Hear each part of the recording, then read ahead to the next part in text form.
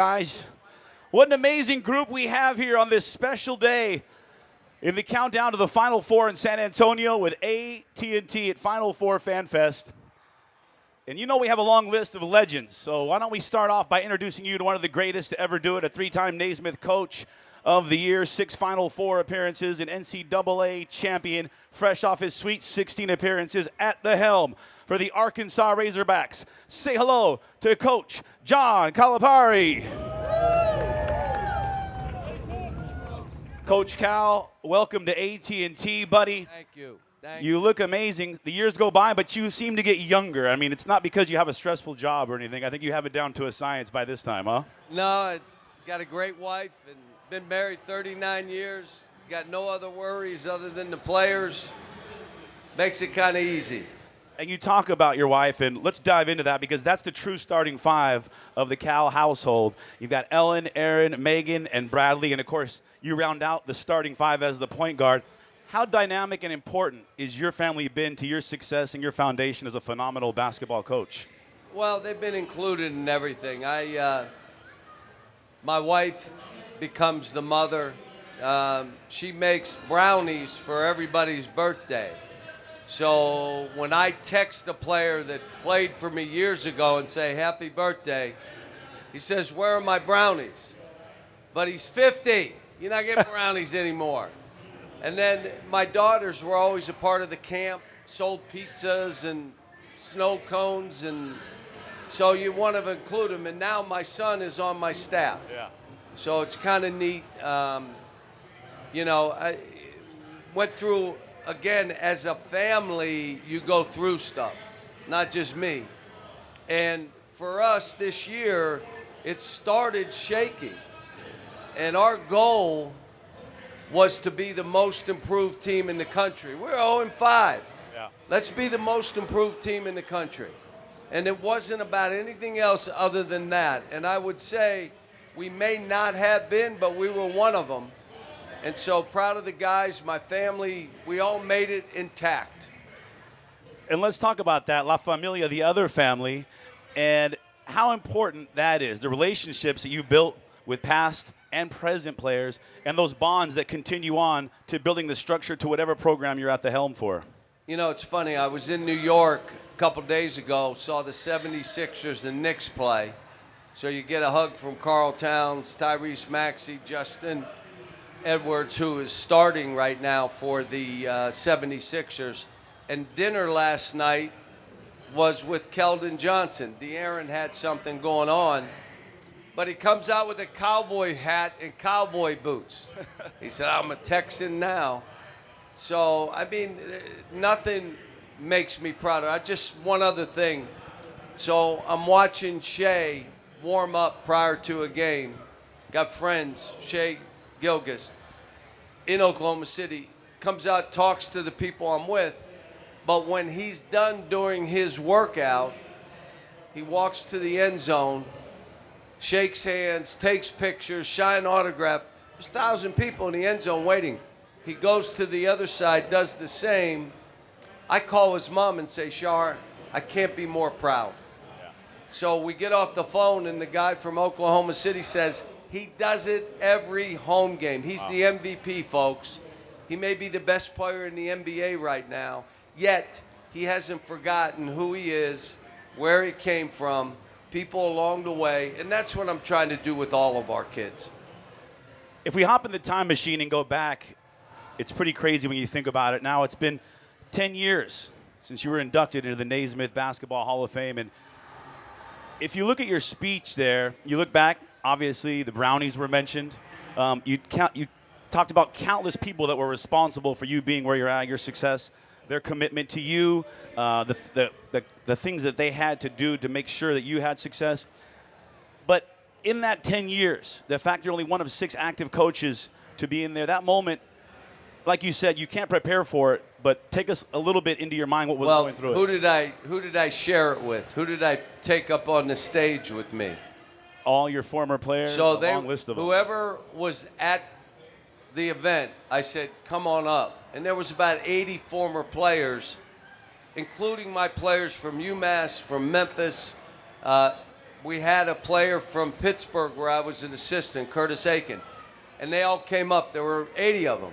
And I wanted to share the moment with all those players because the reason I stood there was because of them. I didn't make a basket, didn't have an assist, didn't grab a rebound, but all of a sudden, I'm in that Hall of Fame, and it's, my dad, folks, was a baggage handler. My mom worked at the high school cafeteria. Good Lord has put me in a heck of a place where I can help young people. Why are you still doing it? Because I'm still helping young people. Do I want to win? Anybody that says he doesn't care about winning, he only cares about the kids. Not true, but is that all that bad if you say it? I'd say, yeah, keep repeating it. I care more about the kids. Not true, because I know if we win, it helps the kids. And if we win at the highest level, I've had 5 guys in the first round from one team. I've had 6 guys drafted from 2 or 3 different teams. You know what? We were in the Final Four each of those years. So winning helps them and also helps doing what we're trying to do. And the last thing we'll talk about is you talked about those humble beginnings in Boone Township. You said even your dad would come home exhausted, but he'd drag you out there. He made sure that you helped him pull weeds, that you were out there doing yard work. You took care of This guy's done his homework.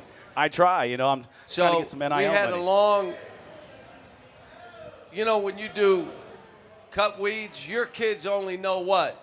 Start the weed eater. Zzz. How did we do it? You're on your knees, and you got the scissor things, and then all of a sudden you start looking around, and you start tearing grass out so you don't have to do it next week. But again, my dad worked double shifts. My dad taught me about work. If you don't work, you don't eat. My mother was a dreamer, said I could be anything. You could be president. You could do whatever you want. Dream beyond these surroundings because these are not because of you. This is your father and I. Both were high school educated. My sisters and I, first college graduates. Do you mind me telling my story? He brought it up. I didn't bring it up. But to be in a position I'm in, think about it. 80 players drafted in the NBA. 80. Over $6 billion earned by those players. Did I just say $6 billion? And I lived in a house that was $13,500. The mortgage was $63 a month. And I'm in this position. Good Lord said, we need you to do some other stuff. And the last question is about the position that you're in right now. If you turned on the TV and you were stuck in a place where you had no television for several years, you'd say, oh, yeah, Pitino and Coach Cal, that always happens. Wait, it's a different scenario. You got all the way to the Sweet 16 as a 10 seed, an unfamiliar spot for you, but you knew that your team was not healthy early on in the year, and you knew they were getting better, and you knew they were battle-tested and ready for that moment, and they showed that all the way up until that Sweet 16 moment. Tell us a little bit about that journey in your team. I would just tell folks, understand that real coaching is when the team's struggling. We've won 38 straight, 25 straight, 21. It's a different kind of coaching. But when kids, and they're someone's child, they're struggling, they're in a dark place, it's a different style of coaching, and you got to get them to understand you believe in them. How about this one? You're never going to disappoint me. You know how many times I said that this year? Just fight. Quit trying to be perfect. You're worrying about me too much. You care too much what I think. Go play. You're not going to disappoint me. And then, again, let's be the most improved team. Not that you got to make shots or you got to win. You got to win this game. I said, I've been through so much. They shoot arrows or bullets at me. They go through bazooka holes. Don't even touch skin. Whatever you want to say about me, you ready? I agree. Can we move on to something more important? I'm the worst. All right, I agree with you. I'll say this to you. It's never quite as good as it seems.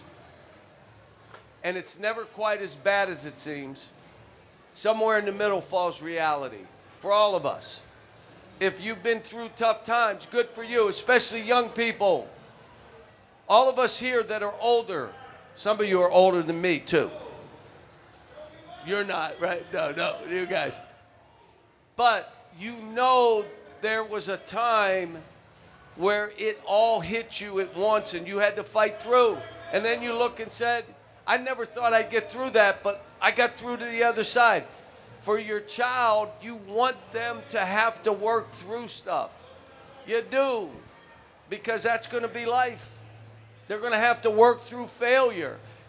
I've been fired. Has anybody here been fired? You've been fired. Did you make it to the other side? And at the time, what? You're under the covers. And then it ended up being the absolute best thing for you, but you couldn't see it then. I always say, you get nudged to do different things. You get nudged to do something different.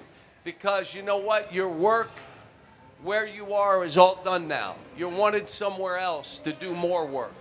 And I've been blessed my whole life. I can't complain. I'm at peace. I just want to keep helping kids. And you know what?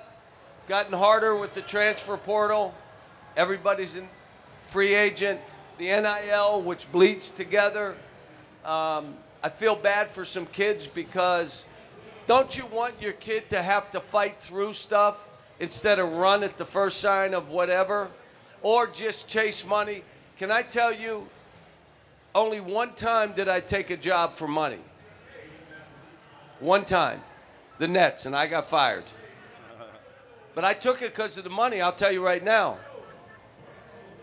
They were paying me so much money. They started here not taking the job. They went here not taking the job. They went there, I'm taking the job. What changed? The money. Nothing else changed because I said no, no, no. Mistake. If you do things for money solely, normally it's a mistake. So I just hope we get this thing right for the kids so that we're not. How about this one? How about if the most you ever made in your life, I'm going to stand up and say this, were when you were 19 years old. The most you've ever made in your life is 19. How are you mentally going to deal with that when your first job offer is $65,000 and the guy feels good about making the offer because I only offered him 50, but I'm going to give you 65, and the kid says, "What? 65,000? Do I get a car? Do I get a house? Do I have to go to work, or are you just going to send me the money?" Think about what we're doing right now. And I've said this, I'm not just on a soapbox. I've been saying this. That's my worry. That how are we doing this? Are we really thinking about these young people? And I want all these kids to get everything. Come on now, you know me well enough. I want them to get everything. But you got to do it in a way we're not hurting, we're helping. Anyway. What do you guys think about our Friday conversation with Coach Cal right here? That's a pretty intimate and unique experience we all just had. I know I'll take a lot of those things somewhere in the middle. That's what I'm going to remember out of all that.